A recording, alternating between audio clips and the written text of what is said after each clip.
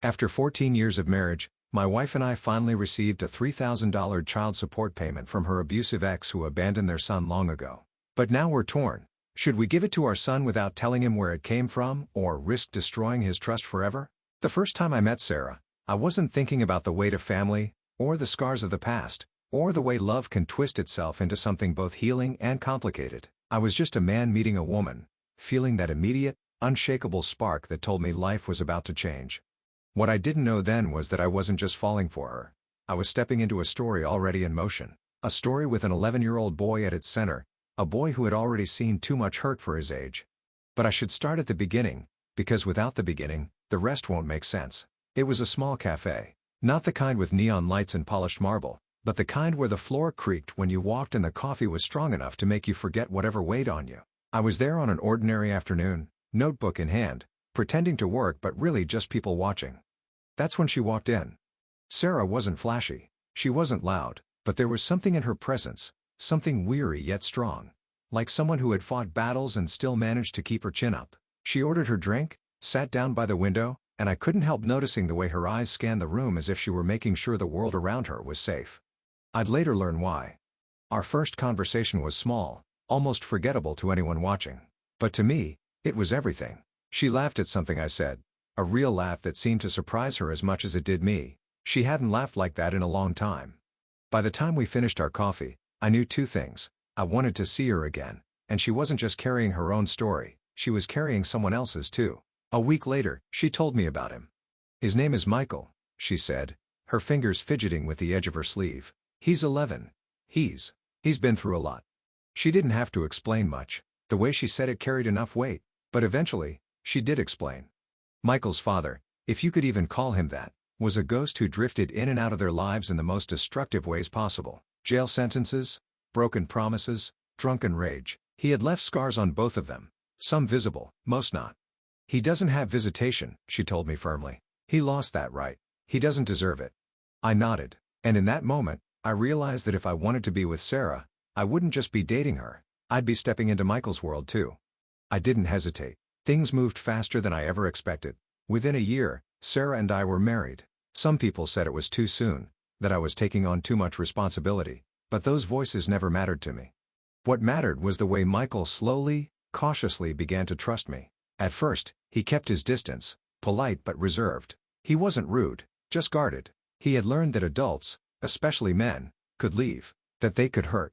So I took it slow. I showed up to his soccer games. I helped him with homework. I sat with him when nightmares pulled him out of sleep. I never pushed him to call me dad, but the first time he did, accidentally, in the middle of an ordinary Saturday afternoon, I had to excuse myself before he could see the tears in my eyes. We built something together, the three of us. Something steady, something safe. But the past doesn't vanish just because you build a new life. Every so often, a letter would come. A check for a few $100s, the name on it like a shadow creeping back in. Child support. That's what it was supposed to be. The first time it arrived, I remember Sarah holding it with shaking hands. Michael was too young to understand, but she knew exactly what it meant. A reminder, a debt, a man who owed far more than he would ever pay. We never made a big deal out of those checks. Sometimes we gave a little to Michael, money for new shoes, or treat yourself to something nice. The rest went to bills, groceries, the endless little costs of raising a child. By the time Michael turned 18, his father owed more than $50,000 in unpaid support. Money we never expected to see. Money that had long since turned into a number on a page, not a reality. Until the day it did. It arrived on an ordinary Tuesday. I almost didn't open the envelope right away, assuming it was another small, meaningless payment. But when I did, my hands froze. $3,000. For a moment, I just stared at it. My mind raced, trying to understand how or why after all this time, after years of nothing, suddenly there was something. When I showed Sarah, she sat down at the kitchen table as if her knees had given out. This is real?" she whispered. "It's real," I said. We both knew what this meant. Not just money. Not just a number. A decision. That night, after Michael had left with his wife and kids, our grandkids now asleep in the back seat, we sat in the living room with the check between us. Sarah spoke first. "I think we should give him half," she said quietly. I knew what she meant. She wasn't being greedy. She wasn't thinking about shopping sprees or vacations. She was thinking about fairness. About the years she had worked 2 jobs to keep food on the table. The nights she had cried herself to sleep, the sacrifices no one ever paid her back for. But I also knew Michael. If we give him half, he'll ask where the rest went, I said. And if we tell him, he'll be furious. He'll say it all belongs to him. You know he will. She sighed, rubbing her temples. I know, but I can't shake the feeling that he deserves something. It was for him, after all. And that's when the thought came. What if we give it to him? I said slowly, but don't tell him where it came from. Sarah looked at me, her eyes filled with conflict. You mean, lie to him? Not lie, just not tell the whole truth. To anyone outside, it might sound simple. Money comes in, give it to the son, problem solved. But it wasn't that simple. Because this wasn't just about money. It was about history. It was about scars. It was about the shadow of a man who had hurt him, resurfacing in a check with his name on it. And it was about us. About the years we had built this family, the bond we had created. Would giving him the money but hiding the truth protect him, or betray him? We didn't know. And that's where our story truly begins. It's strange how memories resurface when you least expect them. That night, after Sarah and I talked in circles around the check, I went to bed but couldn't sleep. Every time I closed my eyes, I didn't see the money. I saw Michael at 11 years old, sitting on the edge of his bed with his knees pulled up to his chest. He'd had another nightmare that night, his father's voice echoing through his dreams, sharp and cruel. I remembered the way he looked at me, as if testing whether I was really there, whether I would stay. Are you leaving too? He had asked in a trembling whisper. I sat down beside him, pulled the blanket up to his shoulders, and said the only thing I knew he needed to hear. I'm not going anywhere. That was the beginning of trust. Not the flashy, dramatic kind of trust you see in movies, but the slow, steady kind. The kind built over years of consistent presence, of showing up when you said you would. And now, decades later, here we were, still dealing with the consequences of a man who had left long ago. Sarah carried scars you couldn't always see. Some were on her arms, faint and faded now, reminders of the nights she tried to protect herself from a man who had sworn to love her but only knew how to hurt. She never spoke about it much, not even with me, but sometimes, in quiet moments, the truth slipped out. He used to punch holes in the walls, she once told me. Every time he did it, I thought, one day it'll be me instead of the wall. It wasn't just physical. It was the way he controlled, the way he belittled, the way he made her feel small. And when Michael was born, she thought maybe it would change him. Maybe fatherhood would soften him. It didn't. If anything, it made him worse, because now he had more power to wield, more vulnerability to exploit. He yelled at Michael, sometimes worse, and Sarah, barely more than a girl herself, tried to shield her son from it all. The day she finally left him was the day she decided survival mattered more than fear. She packed a bag, scooped Michael up, and walked away with nothing but determination. That's the woman I met years later. Strong, yes, but carrying a weight she had learned to balance so carefully that no one else could see it.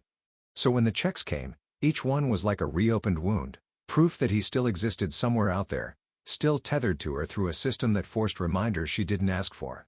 Raising Michael wasn't easy, but it was worth every sleepless night, every tough conversation, every moment of doubt. I remember working late shifts, sometimes double shifts, just to make sure the bills were paid. Sarah did the same. There were weeks when we passed each other like ships in the night, both exhausted, both stretching ourselves thin, but always making sure Michael never saw how close we were to breaking. We didn't have vacations to Disney World or shiny new cars. What we had were small victories. Michael's smile when we scraped together enough for his first baseball glove, the way his eyes lit up when we surprised him with a birthday cake even though money was tight, the look of pride on Sarah's face when he brought home good grades despite everything he'd been through.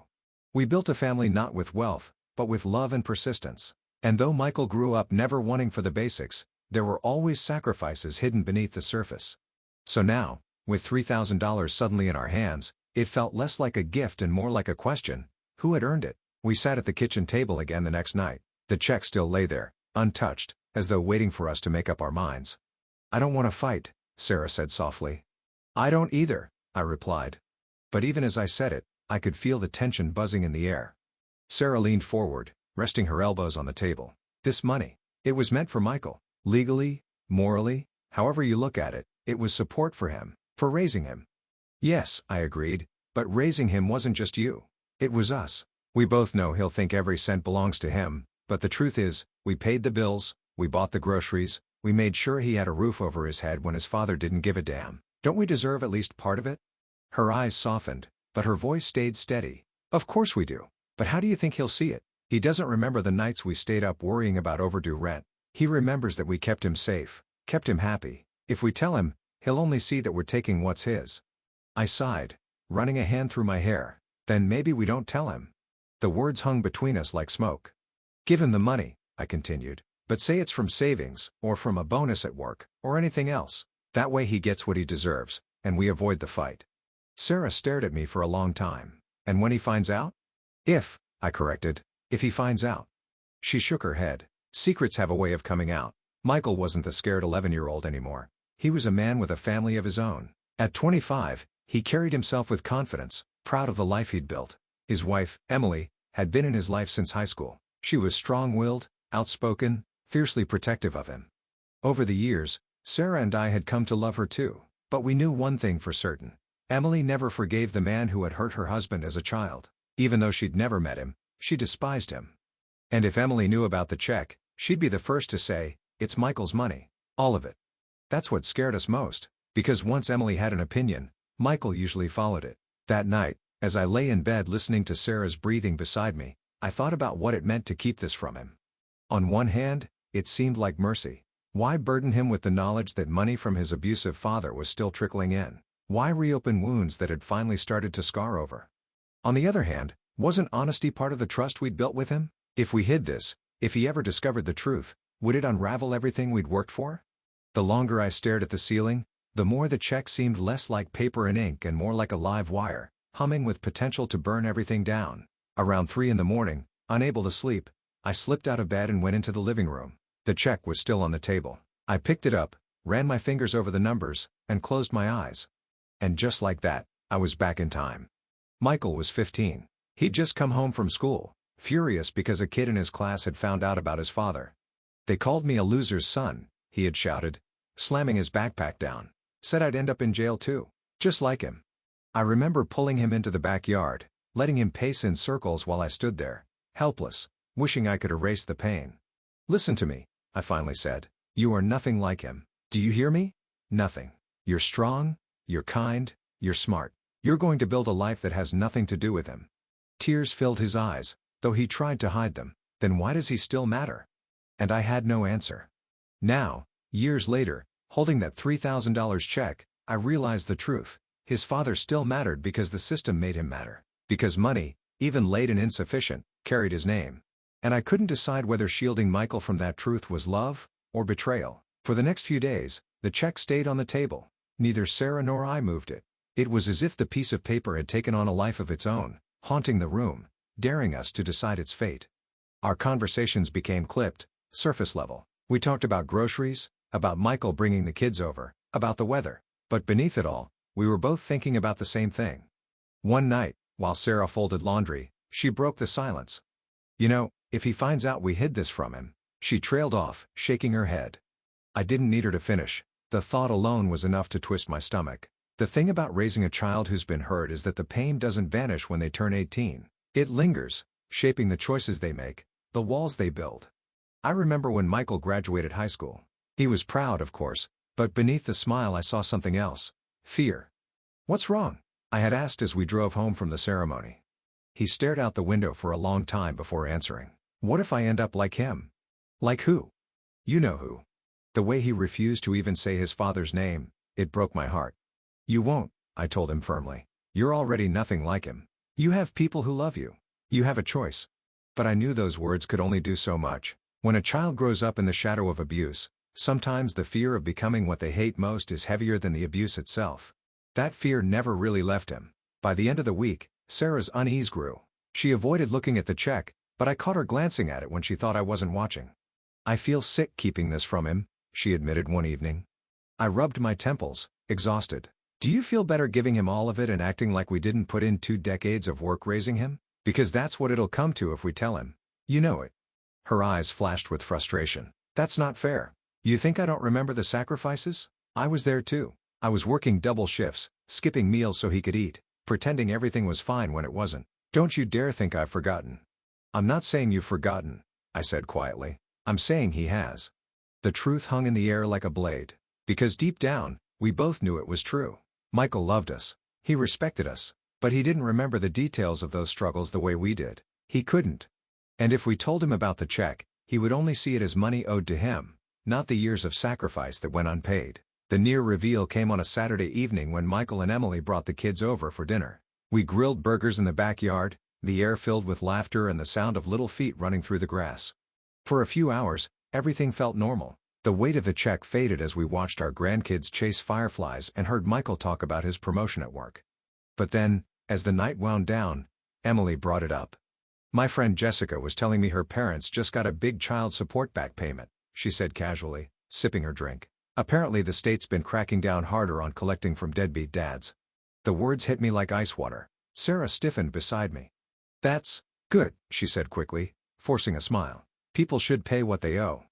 Emily nodded. "Exactly. I told Jessica she was lucky. That money belongs to the kids, you know? It's not for the parents. It's for the ones who went without." Michael nodded in agreement, completely unaware of the panic rising in my chest. I glanced at Sarah. Her knuckles were white where she gripped her glass. For a terrifying second, I thought she was going to say something, that she would blurt it out, unable to keep the secret anymore. But she didn't. She just smiled tightly and changed the subject. After they left, the silence in our house was deafening. Finally, Sarah turned to me, her eyes wet with unshed tears. "Did you hear what she said?" "Of course I did," I replied. "She's right. That money was for him." I clenched my jaw. "And what about us? What about the years we shouldered the weight while he was off living his life? Does that mean nothing?" "It means everything," she said softly. "But he doesn't see it that way, and maybe he never will." Her words hit me harder than I expected, because maybe she was right. Maybe we had built this whole family on love and sacrifice, and maybe those sacrifices were destined to remain invisible. But invisible didn't mean they didn't matter. That night, I lay awake again, listening to the hum of the refrigerator, the creak of the house settling. I thought about all the secrets families keep, the half-truths told to protect children, the omissions meant to shield loved ones from pain. I thought about the promises I had made to Michael, that I would always be honest with him, that I would never abandon him the way his father had. And I wondered, was this different? Was withholding the truth about the check an act of love, or a betrayal waiting to happen? The more I thought about it, the less sure I became. The memory of Michael at 21 came flooding back. He had just moved into his first apartment, beaming with pride as he showed us the tiny living room, the mismatched furniture, the photos of him and Emily taped to the wall. "This is mine," he said with a grin. "All mine." I could see the boy he used to be in his eyes, the boy who wanted nothing more than stability, to prove he could create a life untouched by his father's failures. But that night, after Emily had gone to bed, Michael sat with me on the balcony, nursing a beer. "You ever think about him?" he asked suddenly. I didn't have to ask who. "Sometimes," I admitted. "I hate him," Michael said quietly, "but I don't know. Sometimes I wonder if I'm supposed to hate him. Sometimes I wonder if I'd be different if he'd been around." "You're better because he wasn't," I told him. But now, holding that check years later, I wasn't so sure, because in some twisted way, his father was still around, still shaping his life, even from a distance. By the end of the second week, Sarah's breaking point came. "I can't do this anymore," she said one evening, slamming a stack of dishes onto the counter. "I can't sit here and pretend this is fine. It's eating me alive." I set down my book, startled. "What do you want to do, Sarah? Tell him? Hand it all over and watch him treat us like thieves for keeping half?" Tears spilled down her cheeks. "I don't care about the money anymore. I care about the truth. I don't want to lie to my son." Her words cut deep, because the way she said it made it sound like lying was inevitable if we didn't tell him. I wanted to argue, to convince her that keeping the truth was protecting him, but in that moment, I didn't have the strength. All I could do was sit there, staring at the check on the table, and wonder if we were already in too deep. The check was still there, the money still untouched, and the decision hung over us heavier with each passing day. I knew a choice had to be made soon. Because the longer we held on to it, the greater the risk that it wouldn't be a choice anymore, that it would be discovered, that the truth would come out in a way we couldn't control.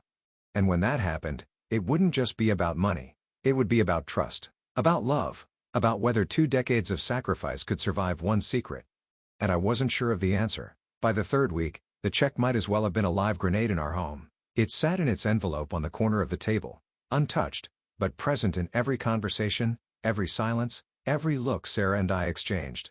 We weren't fighting exactly, but we weren't at peace either. Our words were sharper, our silences longer. Even the simplest things, what to have for dinner, whose turn it was to take out the trash, were laced with tension that had nothing to do with food or chores. Finally, One evening after Michael had visited with the kids, Sarah snapped. "I can't do this anymore," she said, her voice trembling with anger and exhaustion. "This secret is poisoning everything. I feel like I'm lying every time I look him in the eye." I set down my coffee mug with a heavy thud. "And what do you want me to do, Sarah? Hand him the check and let him think it's his God-given right while we're the villains for even breathing near it?" Her eyes burned. "It is his right. That money was meant for him." I shot back. "It was meant to help raise him. And who did that, Sarah? Who paid for food, school clothes, doctor's visits? Not his father. Not him. Us. That check isn't a gift for him. It's a debt owed to us." Her voice cracked, but she didn't back down. "You're twisting it. If you keep this from him, you're no better than the man who abandoned him. You're taking what isn't yours." The words hit me like a punch. For a moment, I couldn't breathe. "You really think that's who I am?" I asked quietly. She looked away, tears streaking down her cheeks. "I don't want to, but every day we keep this secret, that's what it feels like." The next time Michael came over, he looked tired. There were dark circles under his eyes, the kind I hadn't seen since he was a teenager cramming for finals. "Everything okay?" I asked, trying to sound casual. He shrugged. "Just money stress. Emily's hours got cut at work, and daycare isn't cheap. We'll be fine, but—" He trailed off, forcing a smile. Sarah's hand flew to her mouth. I saw the guilt wash over her like a wave. $3,000 could have changed everything for him right now. It could have eased the pressure, given him room to breathe. And we were sitting on it like dragons hoarding treasure. That night, after he left, Sarah exploded again. "Do you see now? Do you see what this money could do for him? He's struggling while we sit here debating ethics." I wanted to argue, but the image of Michael's tired eyes silenced me. A week later, Michael stopped by unexpectedly. He needed help fixing his car, something about the brakes making a grinding noise. I went outside with him while Sarah stayed in the kitchen with Emily and the kids. When I came back inside, I froze. Sarah was holding the envelope. Not just looking at it, holding it, her fingers white around the edges. Emily was leaning across the table, her brows furrowed. "What's that?" she asked. My heart lurched into my throat. Sarah's lips parted, her face pale. For a terrifying moment, I thought she was going to say it, that she was going to spill everything right there, in the middle of an ordinary afternoon, with no warning, no preparation. But then she shook her head, forcing a weak smile. "Just some old paperwork. Nothing important." She shoved it back into the drawer before Emily could ask again. Later that night, I confronted her. "You almost told her," I said flatly. She didn't deny it. "I can't keep this in much longer. It's not right." I slammed my hand against the table, louder than I intended. "And what happens when he hates us for not giving him every penny? What happens when Emily pushes him to cut us out because she thinks we stole from him? Have you thought about that?" Her eyes blazed with fury and heartbreak. "What happens when he finds out we lied? Because he will find out. And then it won't just be about the money. It'll be about trust. About whether he can ever believe us again." That night, I slept on the couch. Not because she asked me to, but because I couldn't bear the silence of our bedroom. I lay there staring at the ceiling, the check burning in my mind. I thought about the promise I'd made to Michael years ago, that I would never leave him, never betray him. Was this betrayal? Or was it protection? Was I shielding him from the poison of his father's shadow, or was I robbing him of something he deserved?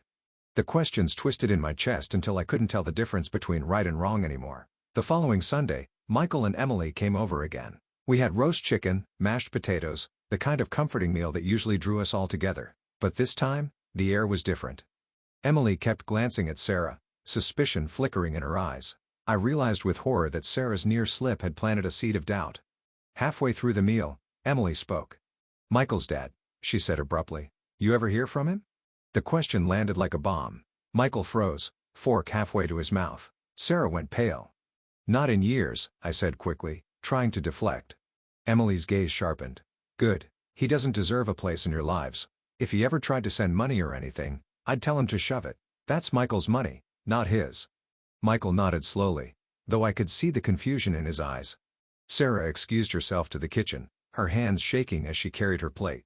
I followed a few minutes later and found her leaning against the counter, tears streaming silently down her cheeks. "I can't do this," she whispered. "I can't keep lying. That night, we had our worst fight yet." "I'm telling him," Sarah said firmly, her jaw set. "No, you're not," I shot back. "You can't stop me. Watch me." We stood there, two people who had built a life together, raised a son together, shared joys and sorrows for 14 years, suddenly on opposite sides of a battlefield we never asked for. Why are you so afraid of the truth? She demanded. Because the truth could destroy us, I shouted. And the lie won't? She screamed back. The house went silent after that, our words hanging heavy in the air. Neither of us spoke for the rest of the night. The next morning, the check was gone from the drawer. For a moment, panic surged through me. Had Sarah given it to Michael? Had she confessed everything while I slept? But then I found it in her purse, tucked away, folded carefully. It wasn't over. Not yet. But the choice was no longer something we could put off. It was coming. And soon, one way or another, we'd have to face it. The following days passed like a silent war in our house. Sarah and I spoke only when necessary, our conversations clipped and cold. The check lay hidden in her purse, though she never mentioned it again. But I knew her. I knew she was waiting for the moment, waiting for the right time to tell Michael everything. I lived with the dread of it. Every phone call from him, every knock on the door, made my chest tighten.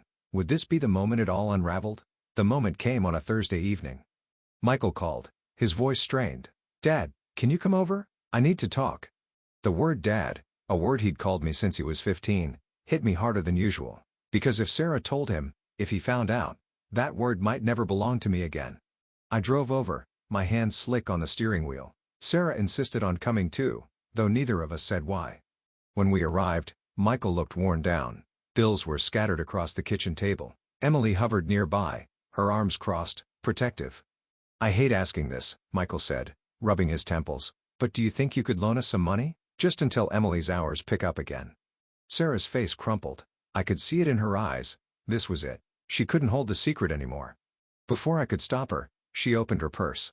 "Michael," she whispered, pulling out the envelope, "there's something you need to know." I felt my throat close as Sarah laid the check on the table. Michael stared at it, frowning. "What's this?" "It's from your father," she said, her voice trembling. "Child support. $3,000.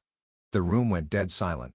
Michael blinked at her, then at me, his jaw clenched. "You've been getting money from him?" "Not often," Sarah rushed to explain. "A few checks, here and there, but he owes so much more. This one just came." Michael's face darkened. "And you weren't going to tell me?" Emily's eyes widened, fury sparking. "You were going to keep it?" she demanded, her voice sharp as glass. Sarah shook her head desperately. "No, it's not like that." But Michael pushed back from the table so hard his chair scraped across the floor. How long have you been hiding this from me?" My chest burned as I forced myself to speak. "Michael, listen." "Don't," he snapped, his voice shaking with rage. "Don't you say a word." Sarah broke down, tears streaming down her cheeks. "We weren't trying to hurt you. We were trying to protect you. That money, it was supposed to help raise you, and we did that without him. We thought." "You thought what?" Michael cut in, his face red, his fists clenched. "That I didn't deserve to know? That you could just pocket whatever you wanted and I'd never find out?" Emily's voice cut like a blade. "It was his money, Sarah. His father owes him, not you." Her glare shifted to me. "And you went along with this? After everything? After raising him like he was your own? You'd betray him like this?" The word betray hit harder than a fist. I swallowed hard, my voice hoarse. I didn't want to lose him. I didn't want to lose this family. I thought if he knew, it would destroy everything. Michael's eyes brimmed with tears, but his anger held steady. "You already destroyed it." Michael grabbed the check, his hands trembling. "This belongs to me. And from now on, if anything else comes, it comes straight to me. Do you understand?" Sarah nodded silently, broken. But I couldn't. My voice cracked as I whispered, "Michael, please." He shook his head, his voice low and heavy with pain. "I trusted you. Both of you. And you lied to me." Emily's arm wrapped protectively around his shoulders as he stormed out of the room. She shot one last, scathing look at us before following him. The door slammed shut, leaving Sarah and me standing in the wreckage of what we'd tried so hard to protect. The drive home was silent. Sarah stared out the window, her face pale, her eyes hollow. "I told you," she whispered finally. "I told you the truth would come out. And now he hates us." I gripped the steering wheel, my knuckles white. "He doesn't hate us. He's angry. But he'll calm down. He has to." But even as I said it, I wasn't sure I believed it. Days turned into weeks. No calls. No visits. The silence from Michael was louder than any argument we'd ever had. Sarah cried at night, muffling her sobs into her pillow. I lay awake, staring at the ceiling, wondering if this was how it ended, after 14 years, after raising him, after all the love and sacrifices. Was this what one check, one secret, had cost us? It was nearly a month before Michael showed up again. He came alone. No Emily, no kids. His face was hard, but calmer. "I came to talk," he said simply. Sarah rushed forward, tears streaming, but he held up a hand. "Not yet. Let me say this first." We sat, tense and silent, as he spoke. "I get why you thought you were doing the right thing. I get that you raised me, that you put food on the table, that you sacrificed, and I'll never forget that. But what hurts isn't the money. It's the lie. It's knowing you didn't trust me enough to tell me the truth." Sarah sobbed quietly. I sat frozen, my heart aching. Michael's eyes softened. "Just a little. I don't know if I can forgive you yet, but I don't want to lose you. You're my mom. And you," he glanced at me, his voice breaking, "you're my dad. Not by blood, but by everything that matters. But if we're going to move forward, no more secrets. Ever." The weight in my chest cracked open. I nodded, my throat tight. "No more secrets." Sarah whispered the same, clutching his hand like she'd never let go. That night, after Michael left, Sarah and I sat together on the couch. For the first time in weeks, her head rested on my shoulder. "We almost lost him," she whispered. "But we didn't," I said softly. "We came close, but we didn't." I thought about the check, about the years of silence, the weight of that hidden debt, about the difference between protecting someone and betraying them. The truth had nearly destroyed us. The lie had nearly destroyed us. In the end, it wasn't about money at all. It was about trust. And trust, once broken, wasn't easy to rebuild. But as I held Sarah close, I knew we would try. Because family wasn't built on perfection. It was built on love, forgiveness, and the courage to face the truth, even when it hurt.